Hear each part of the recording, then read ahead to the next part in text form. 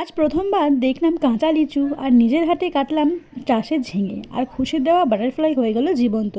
শেষে করলাম অনেক খাওয়া দাওয়া। Hello everyone, welcome back to my channel.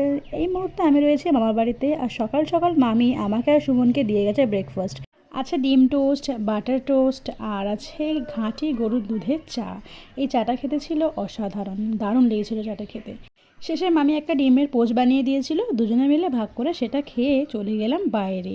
বাইরে গিয়ে দেখলাম দিদা ফুল তুলছে। দিদা ফুল তুলছো?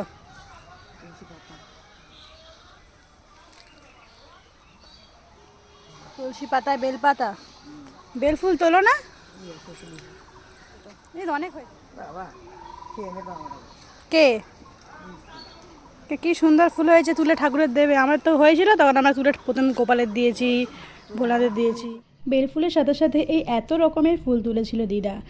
মামা বাড়িতে অনেক রকমের ফলের গাছ রয়েছে। আজকে তো আমাদের জামরুল আর কাঁচা লিচু দেখাবো। দেখো কাঁচা লিচুগুলো কি সুন্দর লাগছে না দেখতে? আমি তো প্রথমবার দেখছি। আর সুমন এক্সাইটমেন্ট একটা তুলে খেয়েও নিয়েছে, কিন্তু ভীষণ টক থাকায় ও আর খেতে পারেনি, শেষে ফেলেই দিয়েছিল। কিছুক্ষণ পর দেখি খুশি আসলো। খুশি এসে আমাকে বলল, একটা চিরকুট তোলো তো দিদি। তো আমি তুললাম, তোলার পরে দেখলাম যে একটা বাটারফ্লাই। আর তোমরা বিশ্বাস করবে না, কিছুক্ষণের মধ্যেই যখন ফুলের গাছগুলো দেখছিলাম না, তখন একটা বাটারফ্লাই এসে ওই ফুলের মধ্যে বসলো। মনে হচ্ছিল খুশির দেওয়া ওই চিরকুটের বাটারফ্লাইটাই একদম জীবন্ত হয়ে গেছে। খুব সুন্দর লাগছিল প্রজাপতিটা যখন ফুল থেকে মধু খাচ্ছিল। আজ যেন সকালটাই শুরু হয়েছে অন্যরকমভাবে।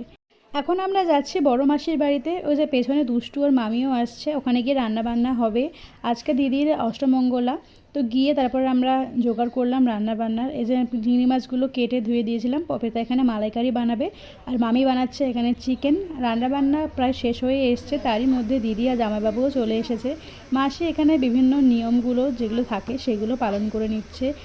আর একটা ইম্পর্টেন্ট কথা, এটা আমার প্রথম লং ব্লগ। তোমাদের কেমন লাগলো অবশ্যই কমেন্ট করে জানিও। আর এরকম ব্লগ দেখতে চাইলে অবশ্যই সেটাও আমাকে কমেন্ট করে জানিও।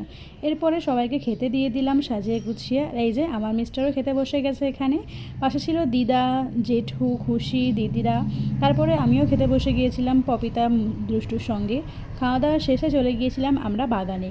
বাগানে দেখো কি সুন্দর সুন্দর ঝিঙে হয়েছে। লোভ সামলাতে না পেরে ঝিঙেগুলো তুলেই ফেলছিলাম আমরা। আর সুমন চারিদিক ঘুরে ঘুরে ভিডিও করছিল। এখানে ঝিঙের সঙ্গে রয়েছে বরবটি, উচ্ছে, কাঁচা লঙ্কা, শসা, আরও অনেক রকমের সবজি।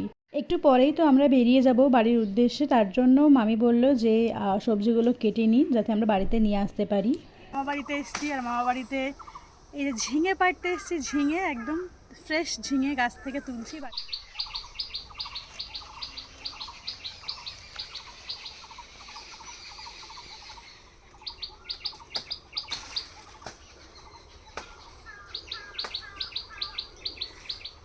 আমাদের সবজি তোলা হয়ে গেছে আর শেষে পপিতা এই থানকুনি পাতাগুলো তুলে দিয়েছে।